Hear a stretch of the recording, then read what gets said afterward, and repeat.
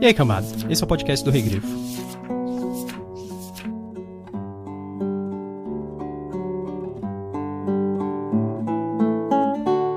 Não podia entender nada daquilo, mas a maioria das coisas do tempo de antes era assim. Como as pessoas viviam, o que comiam, usavam, pensavam. Será que andavam no escuro como se não fosse importante? Se não existiam virais, de que elas tinham medo?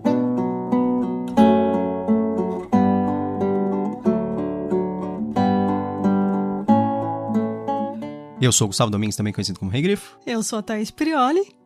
E hoje nós estamos aqui para falar do livro A Passagem, do Justin Cronin. A Passagem, ele é um livro lançado em 2010 e ele foi traduzido e lançado no mesmo ano aqui no Brasil, porque ele fez bastante sucesso na época, traduzido e lançado pela editora Arqueiro, né? Eu achei que você já ia falar hoje, no Globo Repórter, na frase de início. Não. A Passagem, ele é o primeiro livro de uma trilogia, ele está sendo adaptado para uma série atualmente. É da Fox, a série. Ah, legal. A gente não assistiu a série, mas nós ouvimos falar razoavelmente bem até. Assim, pelas poucas pessoas que assistiram, que eu conheço. E aí, Thaís, sobre o que é o livro A Passagem, sem spoilers? Nós temos 12 prisioneiros sentenciados à morte que são utilizados no experimento militar. Esse experimento militar buscava um soldado invencível. Mas a experiência, lógico, deu errado, senão não teria toda essa história. Um vírus inoculado nas cobaias acabou com qualquer resquício de sua humanidade e elas fugiram, matando e infectando qualquer um que cruzasse seu caminho.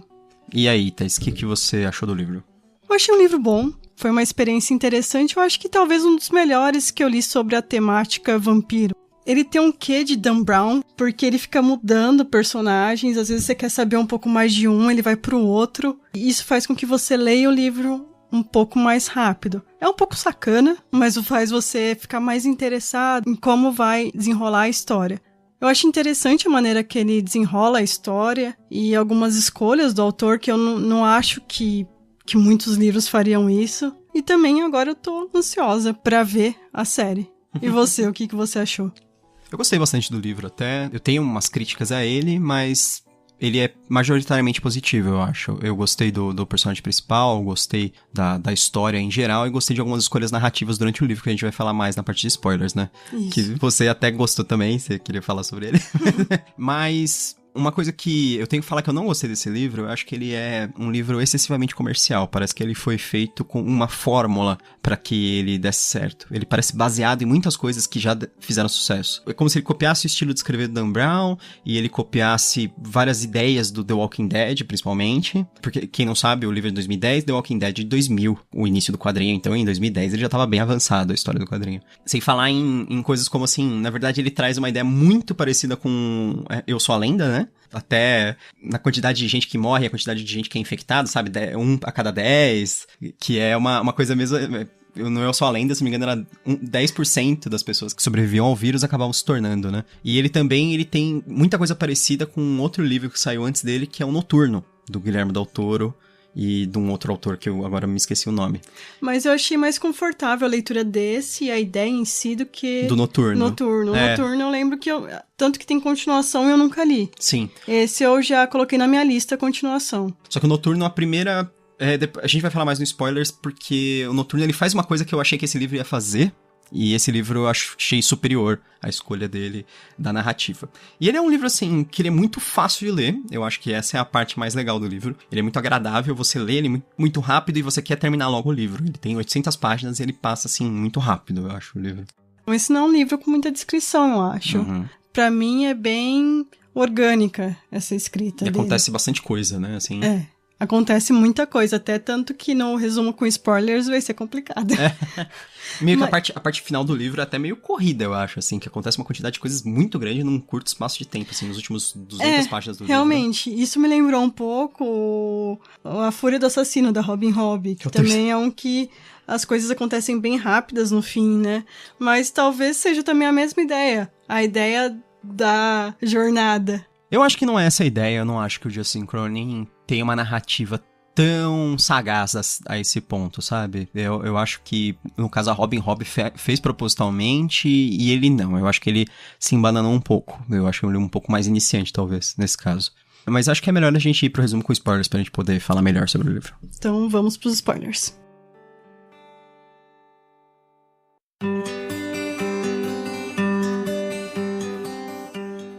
Deixe-me perguntar uma coisa.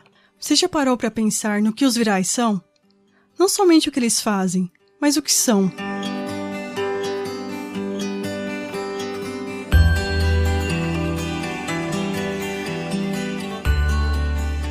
Muito bem, então agora nós estamos na parte com spoilers. Vamos falar mais ou menos o que acontece no livro de fato, né? Os infectados, eles se tornaram virais que são obedientes aos seus criadores. Então tem 13 virais originais e todos eles são obedientes a um dos originais. Ou seja, eles são um de seus muitos, como eles falam no livro.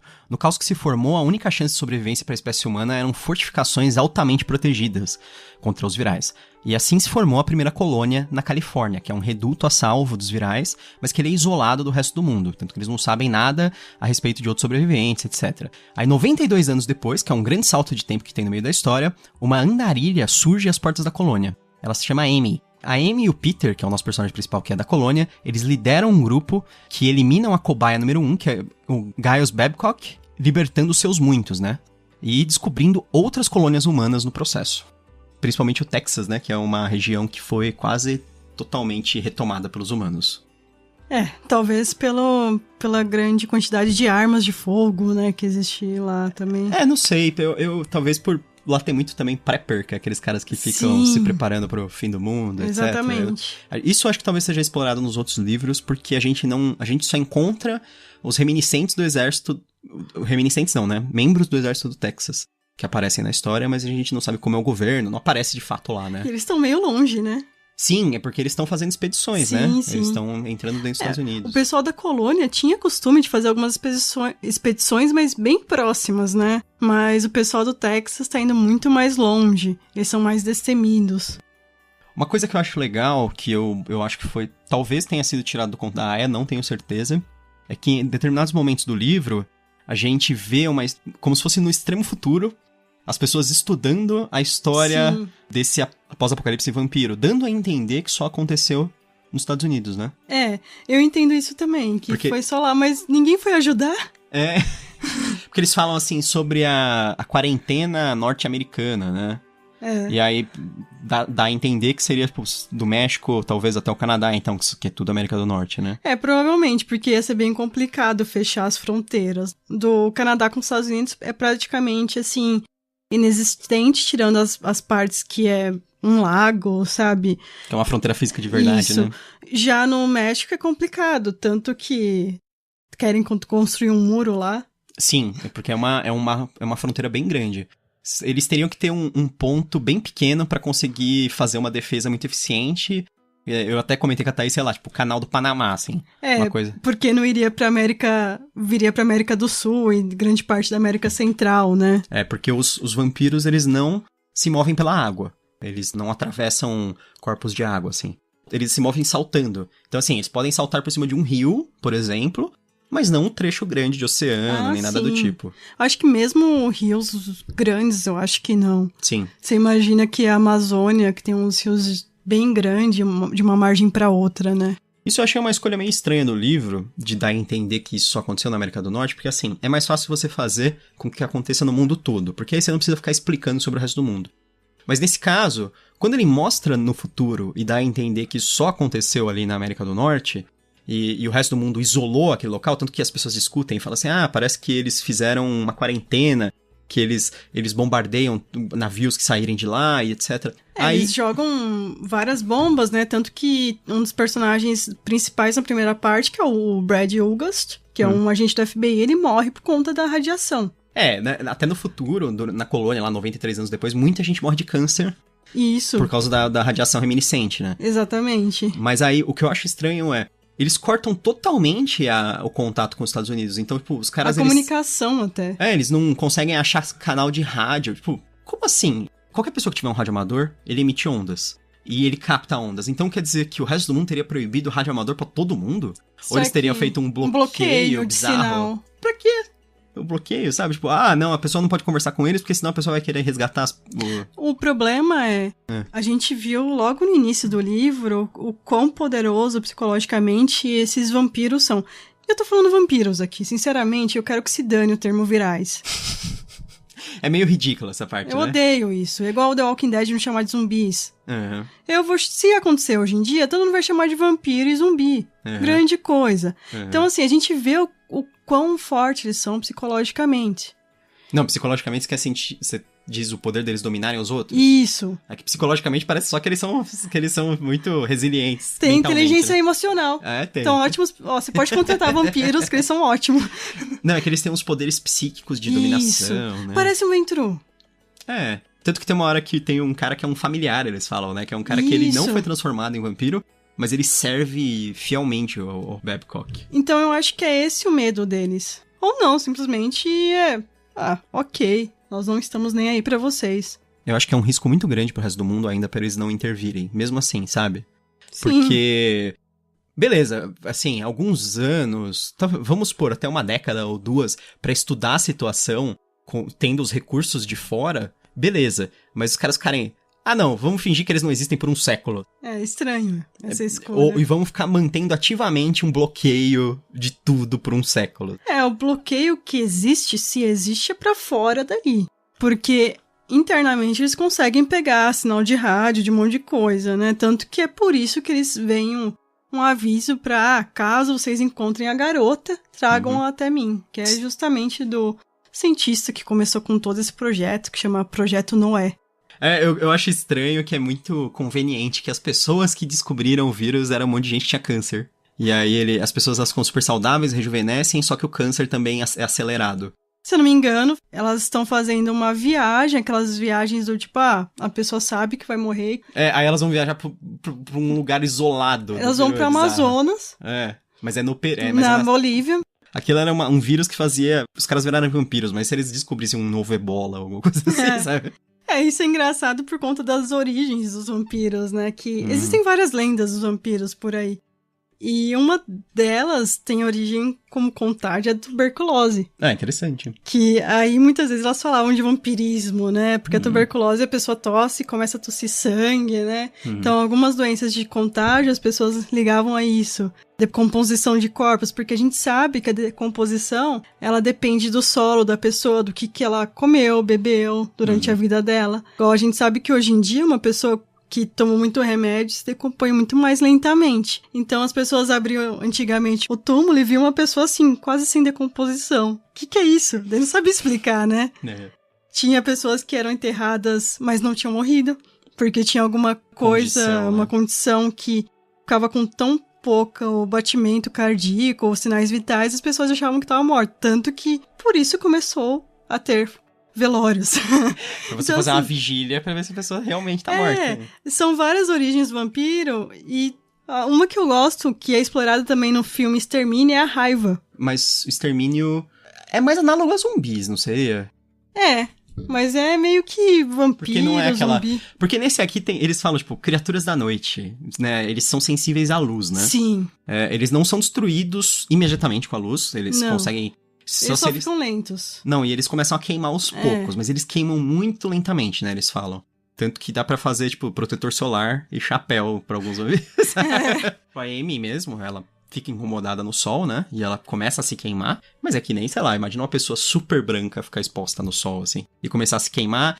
E aí imagina que depois que chegou já do ponto de queimar a pele, começa a queimar os músculos. Depois que passou do ponto dela tá muito queimada na pele, começa a queimar outros locais. Porque é o que eles falam, né? Os virais expostos ao sol, eles ficavam totalmente torrados. Depois de um tempo. Mas depois de horas, assim, né? E assim como os vampiros que a gente conhece na literatura, Drácula e esses todos... Falando que Drácula não foi o primeiro livro, né? Todo mundo acha que Drácula foi o primeiro livro de vampiro.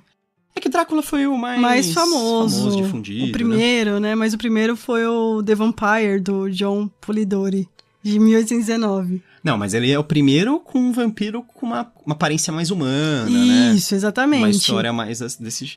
E eu sei que o primeiro livro que tem um vampiro que manipula as pessoas socialmente é o Carmilla, do Le Fanu. Que é um livro que ele tem um vampiro que ele anda na sociedade e ele tá manipulando as pessoas.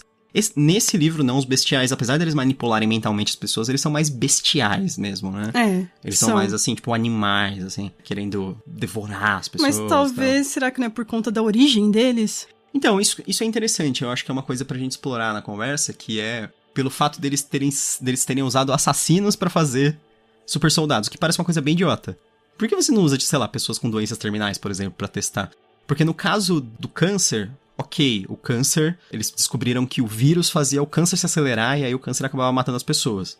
E é estranho que, tipo, os vampiros, será que não morrem de radiação? Será que os vampiros não têm câncer? Qual é a explicação, né? Eu acho que o que acontece, na verdade, é igual as pessoas que são infectadas, poucas pessoas sobrevivem.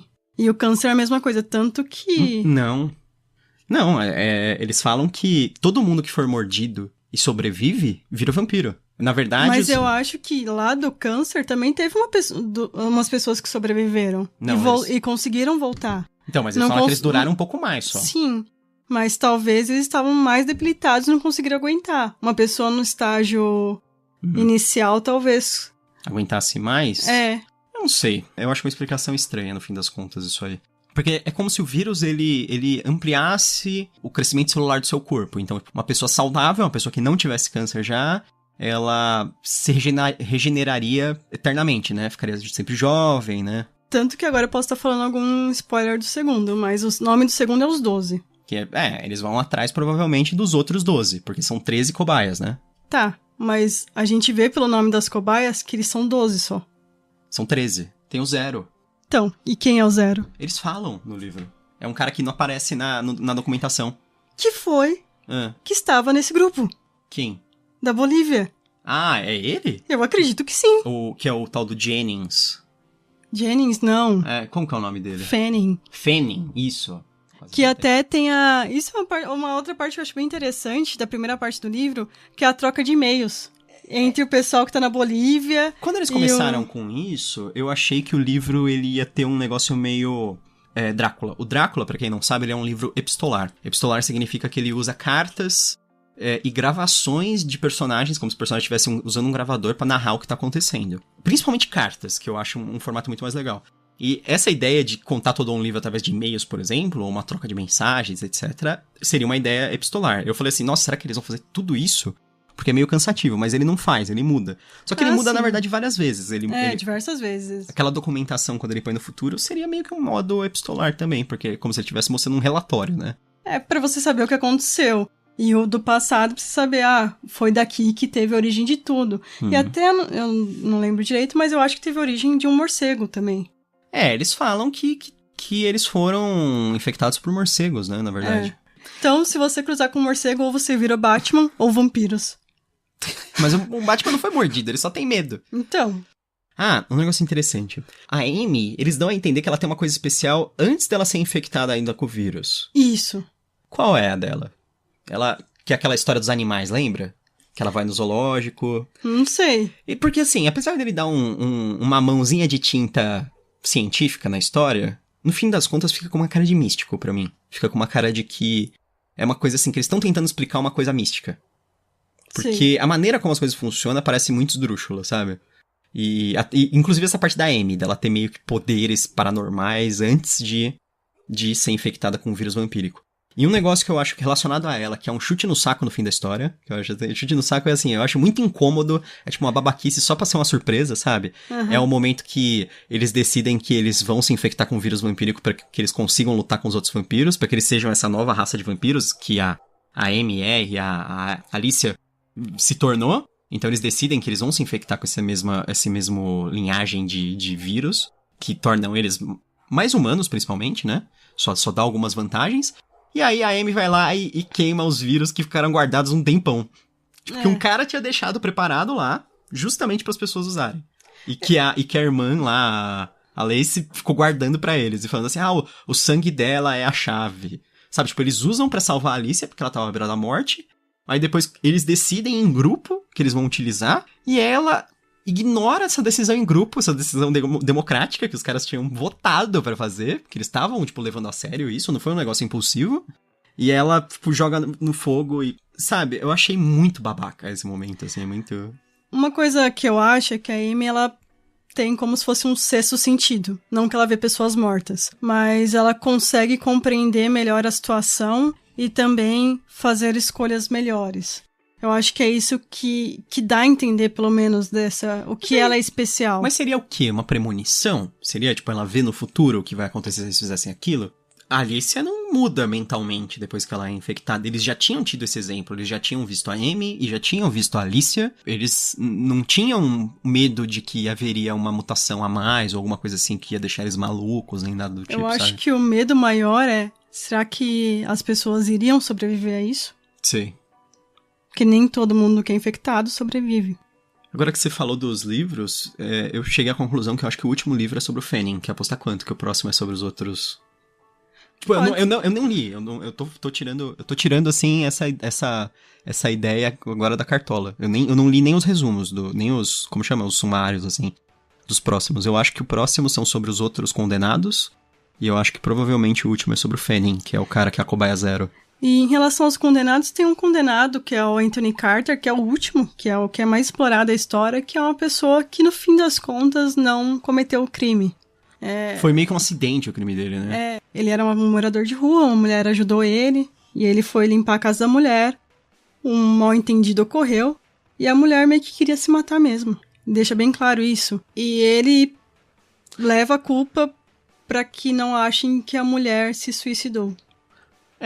Isso fica muito subentendido tudo, né? A história é meio estranha. Tipo, Pra mim ficou bem claro isso. Não que a mulher era suicida, a mulher tinha instintos suicidas, mas ela não falou assim, eu vou me matar agora e pôr a culpa nesse cara, Ela sabe? estava com depressão. Sim, isso fica claro. E a cena da piscina, ele lembrando, é muito claro que ele queria subir e ela queria descer.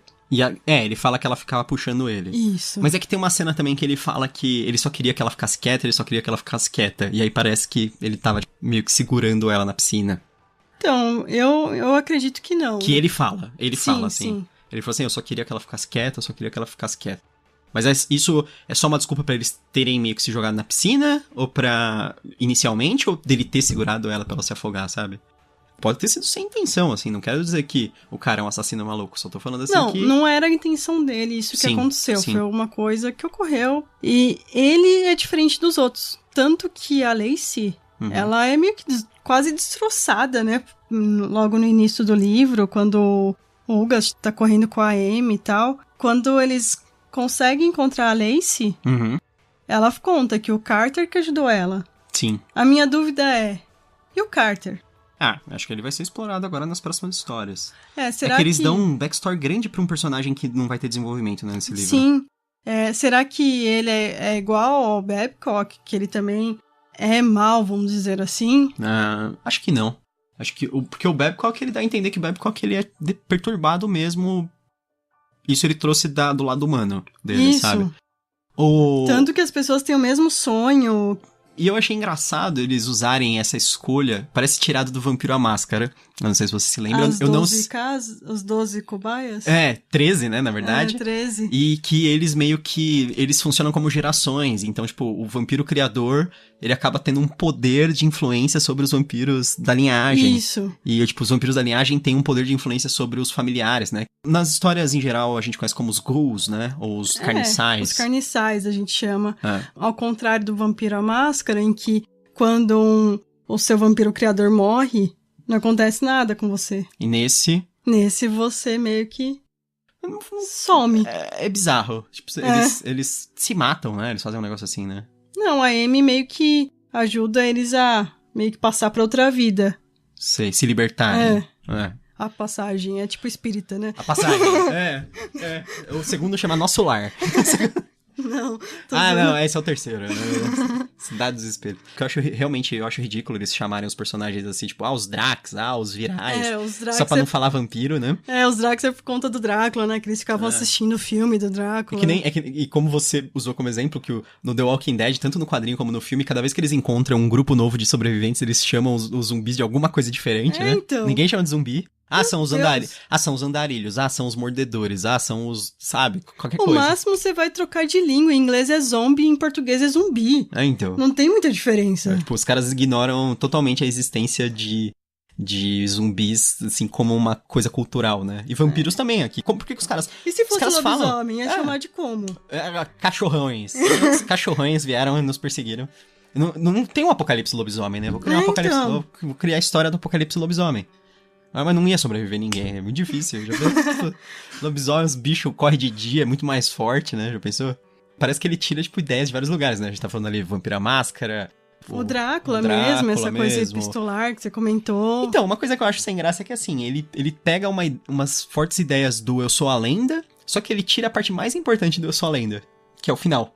Eu vou tentar não dar spoilers, mas é que o Eu Sou a Lenda, a parte mais legal dele é o final. É você entender a história inteira em um outro contexto. Ele recontextualiza toda a história que ele narrou. Você revê tudo que aconteceu. E nesse livro não tem nada disso. Nesse livro é um livro bem direto. Bem, como eu disse inicialmente, ele é um livro bem comercial, assim. Ele é um livro bem preto no branco, isso é mal, isso é bom, sabe? Isso em relação aos vampiros, né? Mas em relação aos humanos, ele tenta, sim, colocar alguns pontos de vistas, né? É que a gente até começa a acompanhar por algumas pessoas diferentes, ali na colônia mesmo. E o que você achou? Vamos comentar sobre aquela quebra narrativa que tem de um salto temporal no meio do livro. É estranho de início. Eu também achei. Porque eu fiquei... Porque de repente muda os personagens principais. Eu fico pensando, eles ficaram apresentando a Amy, todo mundo até agora, pra quê? E de repente sobe Começa todo mundo. aqui. Mas depois quando eu penso, não é possível, ela vai voltar. E a pior parte pra mim é meio que a morte do Olgast. Porque ele é um personagem assim, que ele é tão bem desenvolvido ao longo da história e aí, tipo...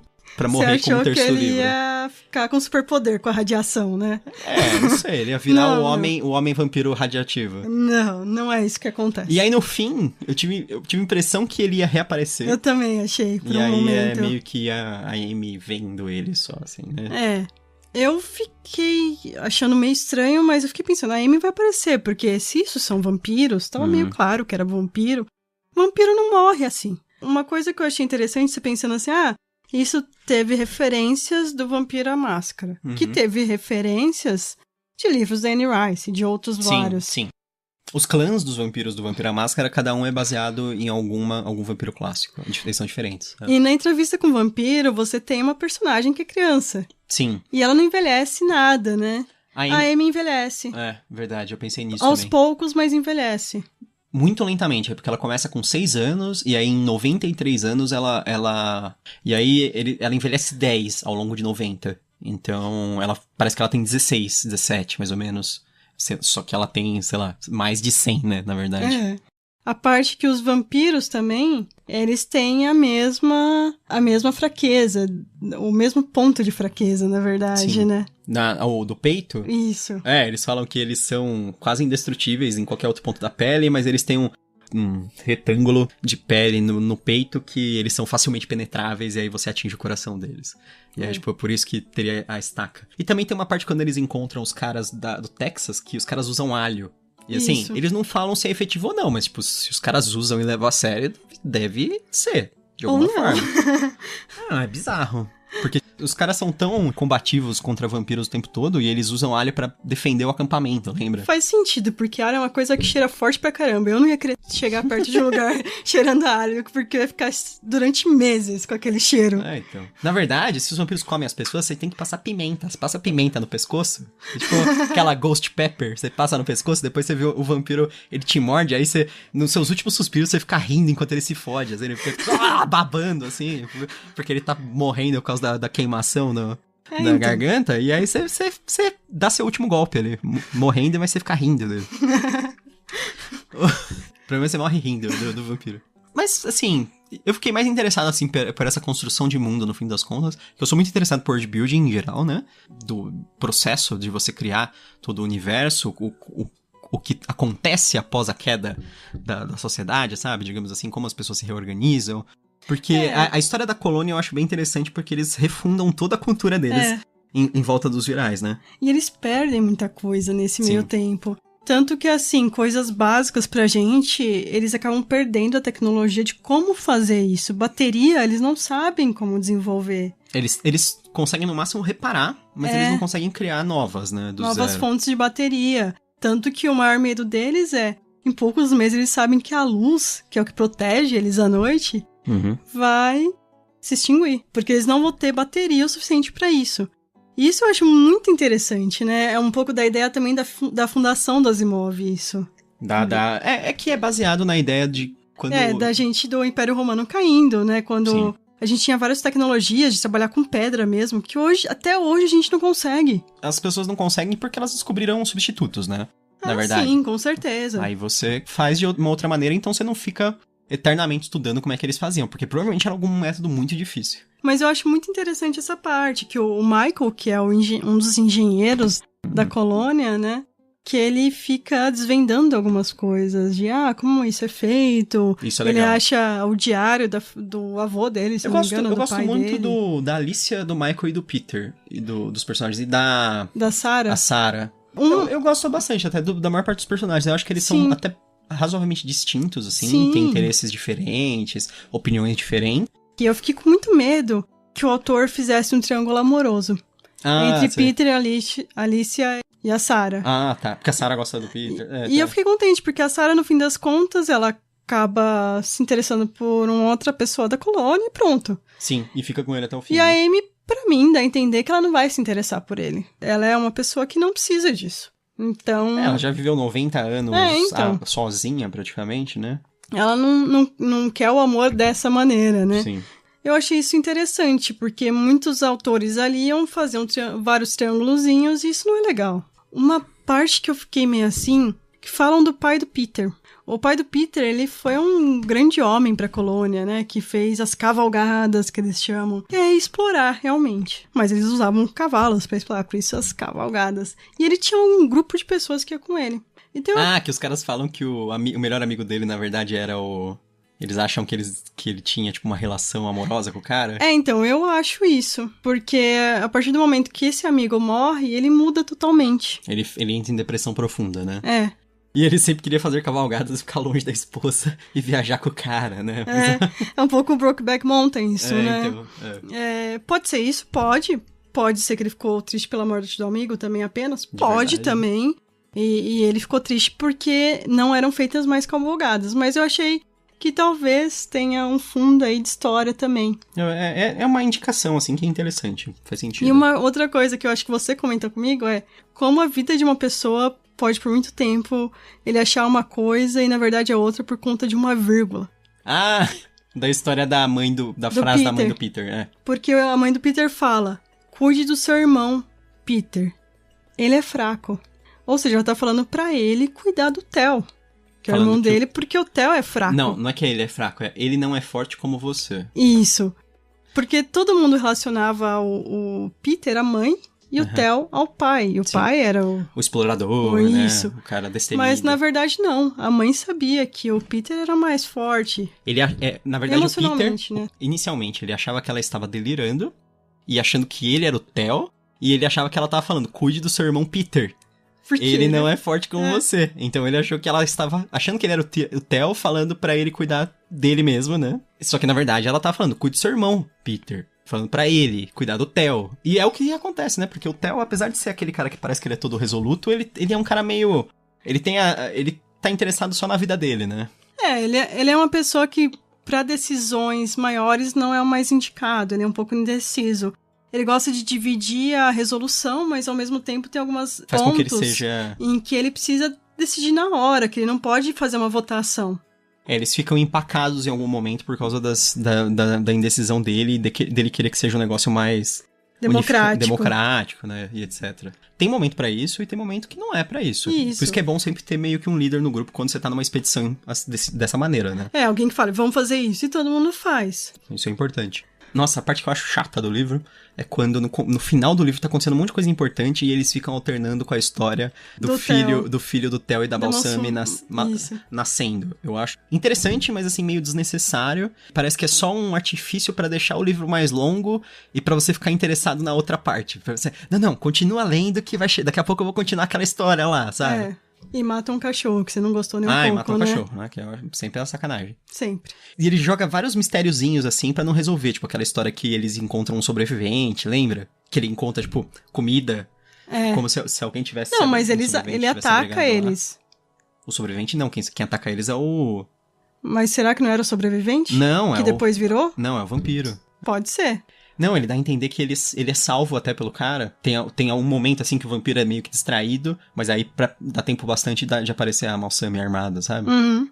Então, é meio que joga um mistériozinho ali, tipo, quem é esse sobrevivente que está rondando na casa deles, né? Eles revelam quem é. Quem é?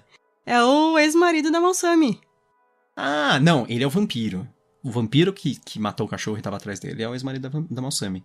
Vingativo até depois. Então, exatamente.